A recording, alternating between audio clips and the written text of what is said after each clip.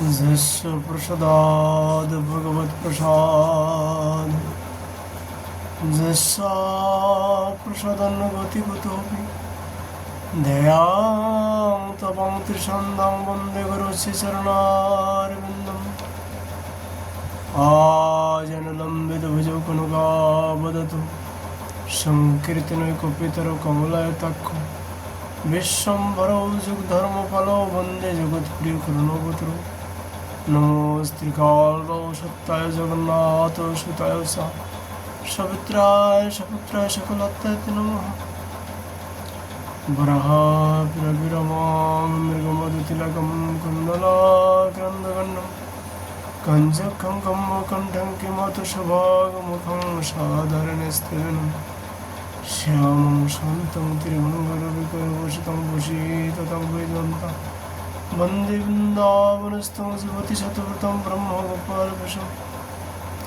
तप्तकाञ्चन गौराङ्गे राधे वृन्दावनेश्वरी विश्वानुसुतदेवितां नमामि हरिप्रिये।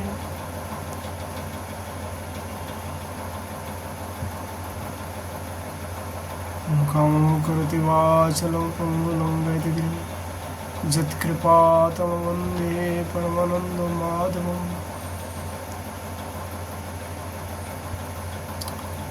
श्रीमद्भागवत महापुराण के श्रीमद्भागवत महापुराण की जय। बुद्धि विशाल भगवान की जय। नारायण भगवान की जय। नारद जी भगवान की जय। श्री कृष्ण द्वैपायन वैष्णव भगवान की जय।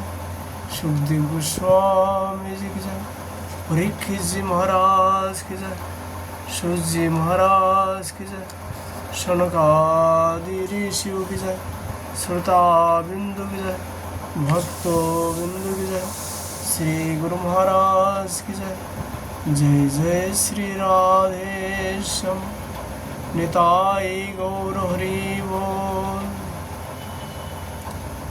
आज यहाँ पर चर्चा का विषय है श्रीमद् भागवत जी का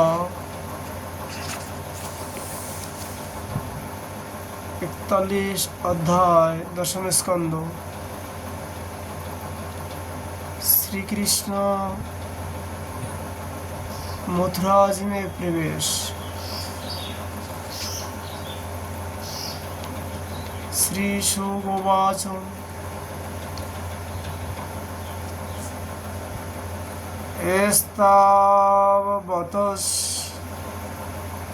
तस्य भगवान् दर्शयित्वा जले वपु भूयो समाहरोत् कृष्ण नटो नाट्यविमात्मनः। श्री सुखदेव गोस्वामी जी कहते हैं, परीक्षित, अक्रूर जी इस प्रकार स्तुति कर रहे थे। उन्हें भगवान श्री कृष्ण ने जल में अपने दिव्य रूप के दर्शन कराए और फिर उसे छिपा लिया। ठीक वैसे ही जैसे कोई नट अभिनय में कोई रूप दिखाकर फिर उसे पर्दे की ओट में छिपा लेती है। जब अक्रूर जी ने देखा कि भगवान वह दिव्य रूप अंतर्धान हो गया, तो अब वे जल से बाहर निकल आए और फिर जल्दी जल्दी में सारे अवश्य कर्म समाप्त करके रथ पर चले आए। उस समय वे बहुत ही विस्मित हो रहे थे। भगवान श्री कृष्ण उनसे पूछा, चाचा जी, आपने पृथ्वी, आकाश या जल में कोई अद्भुत वस्तु देखी है क्या? क्योंकि आपकी आकृति देखने से वैसे ही जान पड़ता है। अक्रूरोवाच आदिभूतान्यः जावन्ति भूमौ व्याति वा जले त्वयि विश्वात्मकतानि किं मे अदृष्टं विपश्यतः। अक्रूर जी ने कहा, प्रभु, पृथ्वी, आकाश, जल में और सारे जगत में जितने भी अद्भुत पदार्थ है वे सब आप में ही है, क्योंकि आप विश्व रूप है। जब मैं आपको यहाँ देख रहे हो तब तो ऐसी ही कौन सी अद्भुत वस्तु रह जाती है जो मैंने ना देखी हो। भगवान जितनी भी अद्भुत वस्तु है वे पृथ्वी में हो या जल अथवा आकाश में, सबके सब जिसमें है उन्हें आपको मैं देख रहा हूँ। फिर भला मैंने यह अद्भुत वस्तु कौन सी देखी है? गांधिनी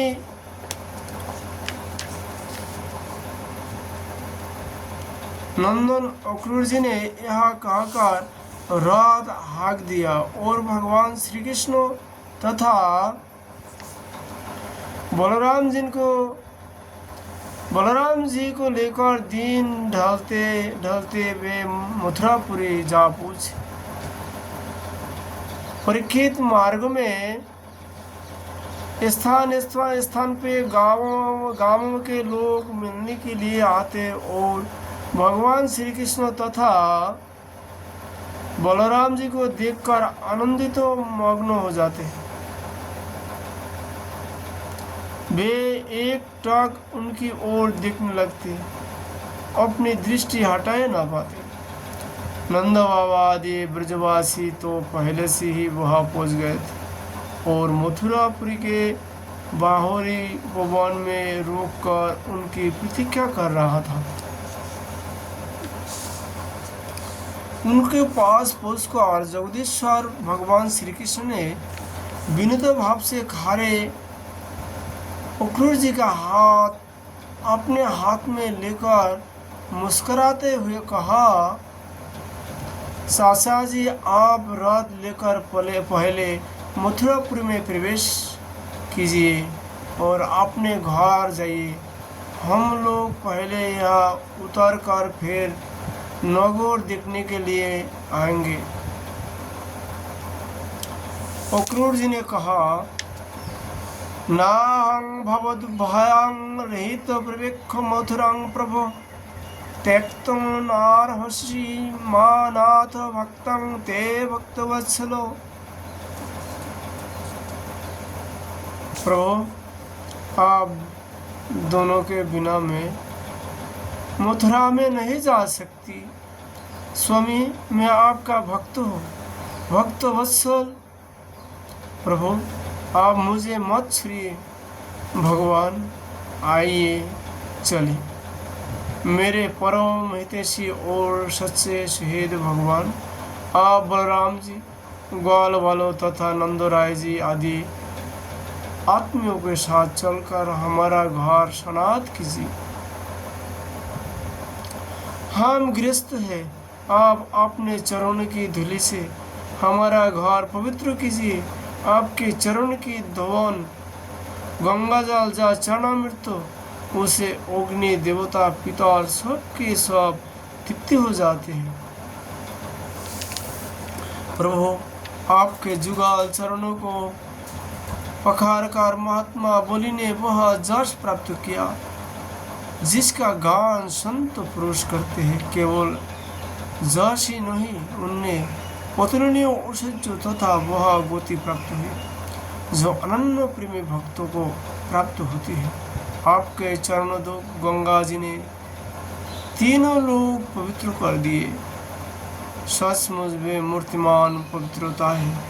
उन्हीं की स्पर्श से सगौर के पुत्रों को सदगति प्राप्त हुई और उसी जल को स्वयं भगवान शंकर ने अपने सिर पर धारण किया। यदुवंशी शिरोमणि आप देवताओं के भी आराध्य देव हैं, जगत के स्वामी हैं।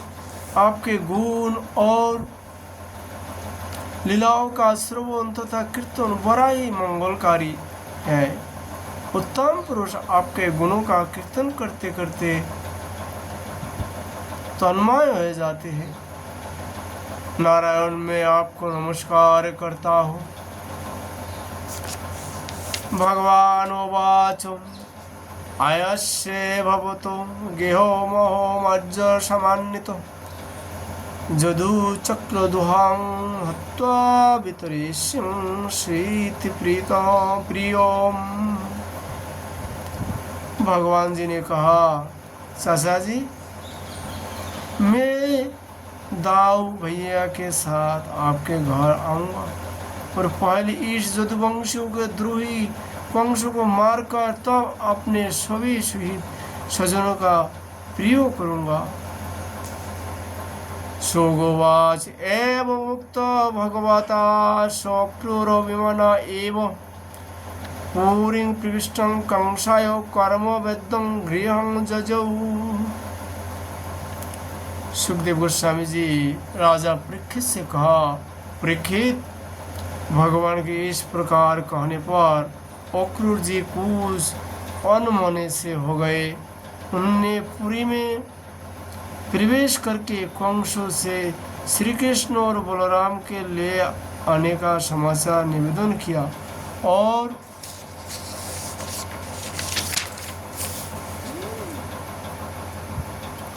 फिर अपने घर गए। दूसरे दिन तीसरी पहर बलराम जी और ग्वाल बाल को साथ भगवान श्री कृष्ण ने मथुरापुरी को देखने के लिए नगर में प्रवेश किया। भगवान ने देखा कि नगर के परकुट में स्फटिक मणि बिल्लो के बहुत ऊंचे गोपुर, प्रधान दरवाजे तथा घरों में भी बड़े बड़े फाटक बने हुए हैं। उनमें सोने के बड़े बड़े केवाड़ लगे हैं और सोने के ही तोरण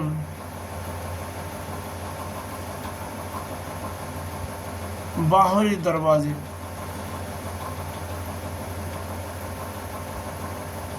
बने हुए हैं।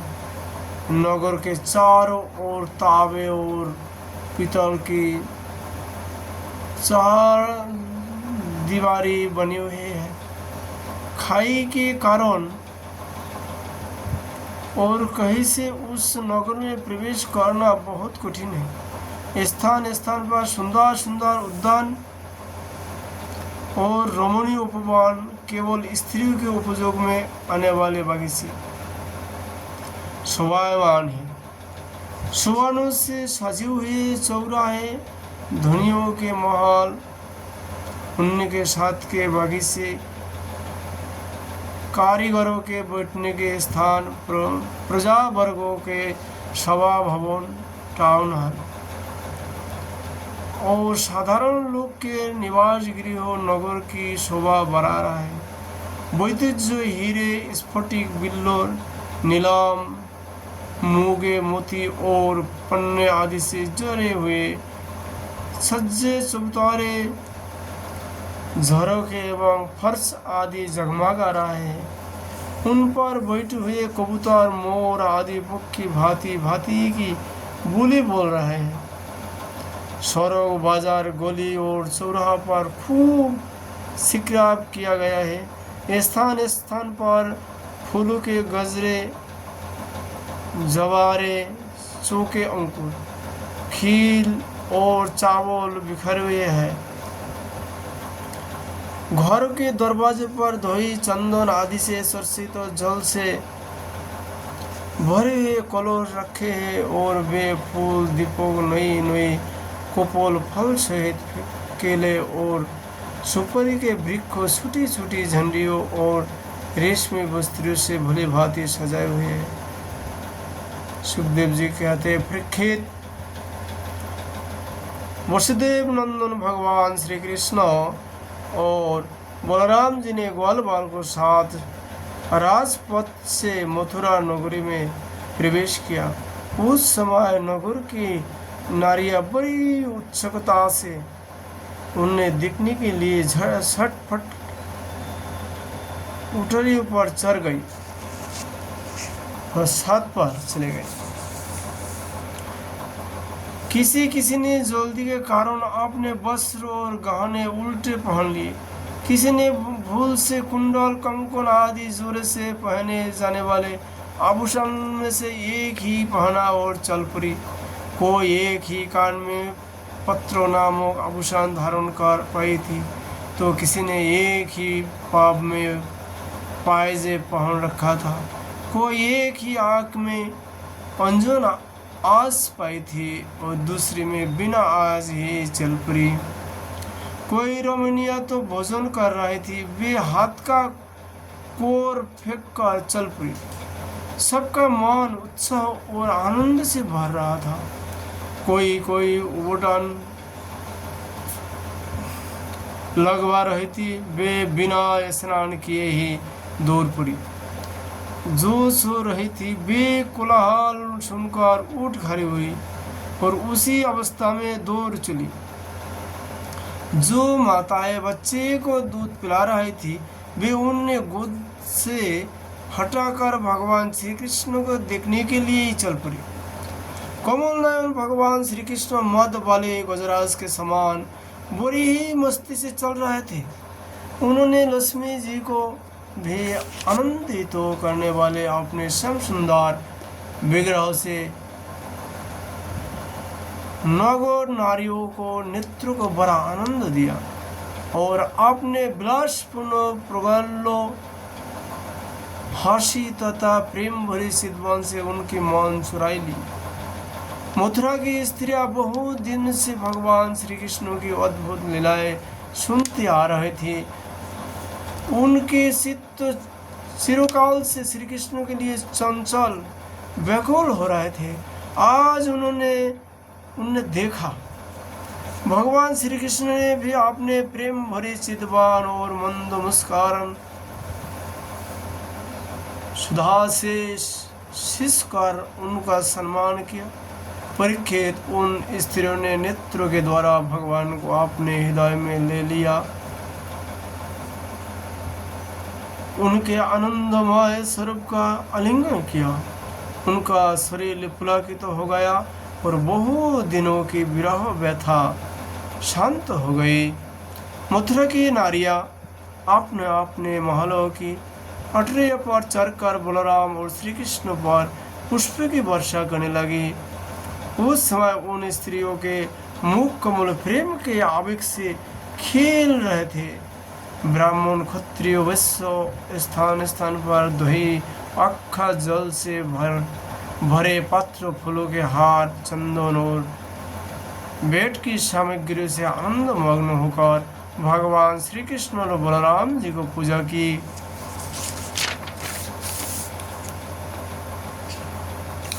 भगवान को देखकर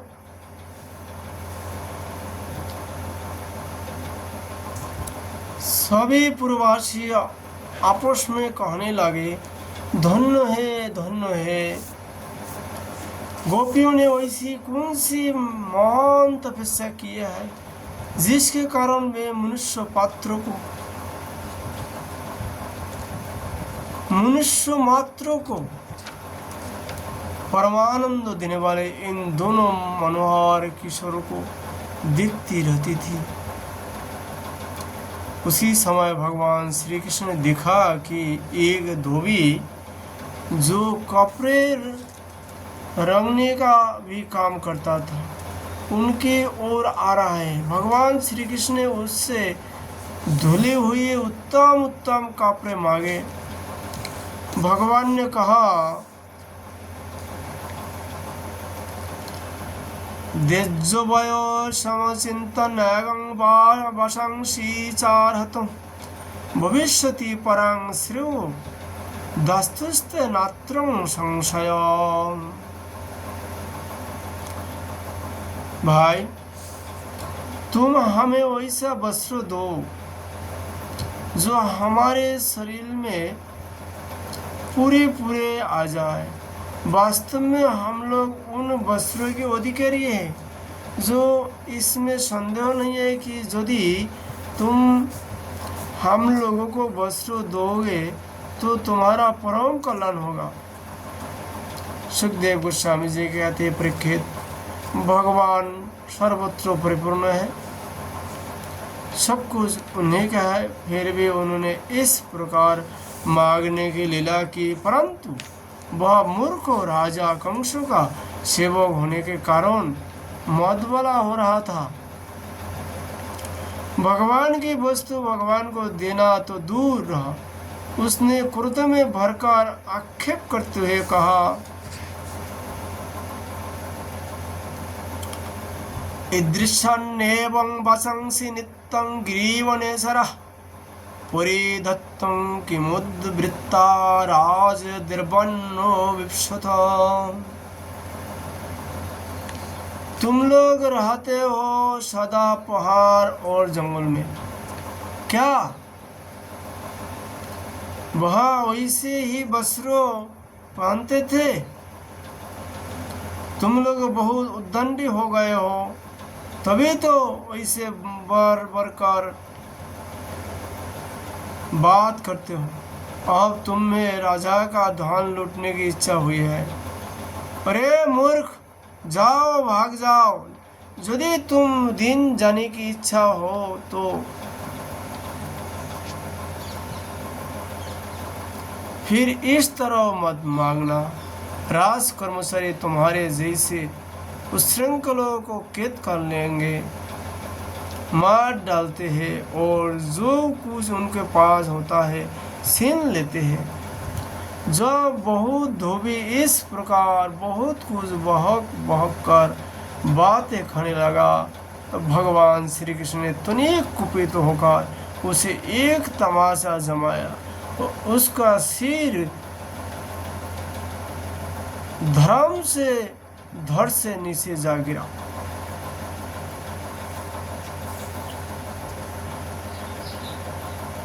अर्थात धड़ से गर्दन अलग हो गया। यह देखकर उस धोबी के अधीन काम करने वाले सब के सब कापरों के गड्ढर वही सरकार इधर उधर भाग गए। भगवान ने उन वस्त्रों को ले लिया।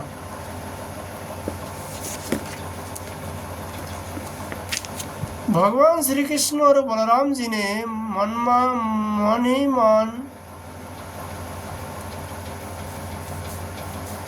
अपना पसंद का अनुसार वस्त्र पहन लिए तथा बासे हुए वस्त्र में से बहुत से अपने साथी ग्वाल वालों को भी दिए। बहुत से कापरे तो वही जमीन पर ही छोड़कर चले गए। भगवान श्री कृष्ण और बलराम जब कुछ आगे बढ़े तब उन्हें एक दर्जी मिला। भगवान का अनुपम सौंदर्य देखकर उसे बड़ी प्रसन्नता हुई। उसने उन रंग बिरंगों के सुंदर वस्त्रों को उनके शरीर पर उसी ढंग से सजाई दी कि वे सब ठीक ठीक फप गए। अनेक प्रकार की वस्त्रों से विभूषित होकर दोनों भाई और भी अधिक शोभायमान हुए। वैसे जान पड़ते मानो उत्सव के समय शीत और श्याम गज शावक भली भांति सजाए दिए गए हो। भगवान श्री कृष्ण उस दर्जी पर बहुत प्रसन्न हुए।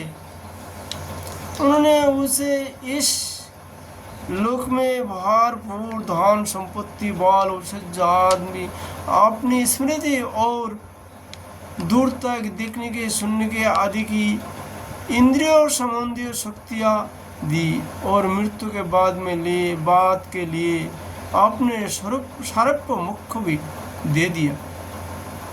क्योंकि भगवान सर्व सामर्थ्य है, एक सिटी को भी ब्रह्मा बना सकता है, अरे ब्रह्मा जी को भी एक सिटी बना सकता है। ये सामर्थ्य सर्वदा ही प्रभु को पास रहता है।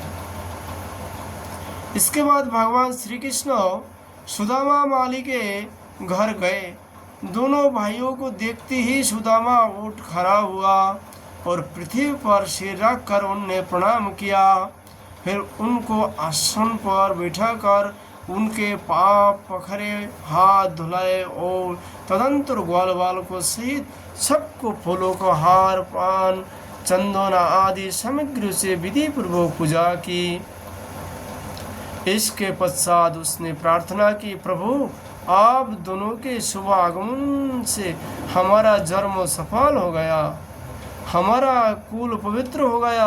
आज हम पिता, ऋषि और देवताओं को ऋण से मुक्त हो गए, वे हम पर परम संतुष्ट है, क्योंकि तीन लोक का नाथ आज इनको घर पे आ गए हैं। आप दोनों संपूर्ण जगत के परम कारण हैं। आप संसार के अद्भुत उन्नति और निश्चेष मोक्षों के लिए इस पृथ्वी पर अपने ज्ञान बल आदि अंश के साथ अवतीर्ण हुए हैं। यद्यपि आप प्रेम करने वालों से भी प्रेम करते हैं, भजन करने वालों को भी भजते हैं, फिर भी आपकी दृष्टि में विषमता नहीं है, क्योंकि आप सारे जगत के परम सुहृद और आत्मा हैं। आप समस्त प्राणियों और पदार्थ में सब रूप से स्थित हैं।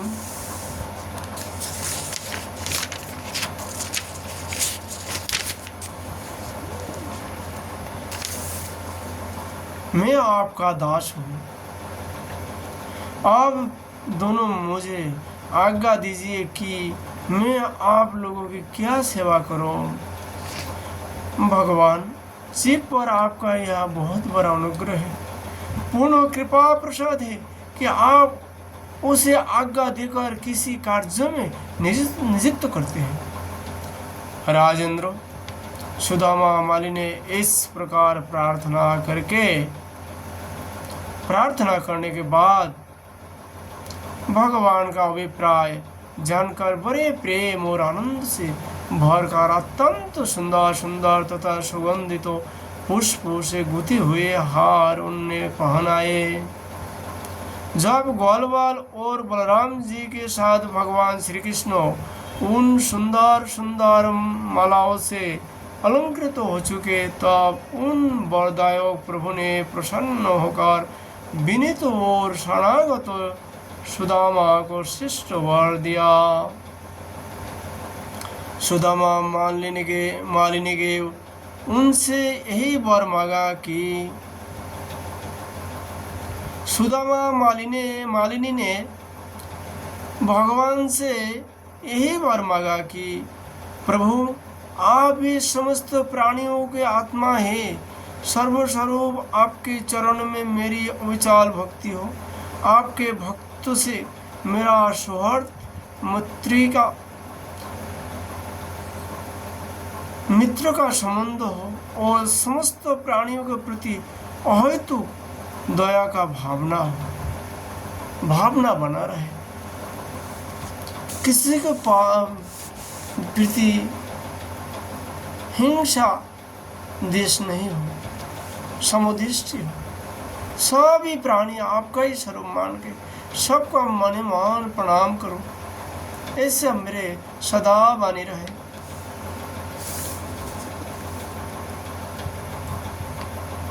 भगवान श्री कृष्ण ने सुदामा को उसकी मांगे हुए वर तो दे दिए है, वैसे लक्ष्मी भी दी जो वंश परंपरा के साथ साथ बढ़ती जाए और साथ ही बल, आयु, कृति तथा कांति का भी वरदान दिया। इसके बाद भगवान श्री कृष्ण बलराम जी के साथ वहां से विदाई हुए। इति श्रीमद् भागवते महापुराणे परमहंस संहिता 10वें स्कंद पूर्वार्धे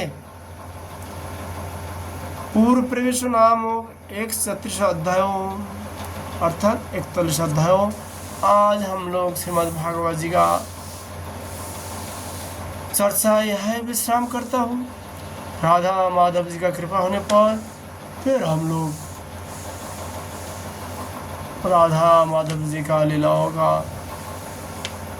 गायन कीर्तन श्रवण करेंगे।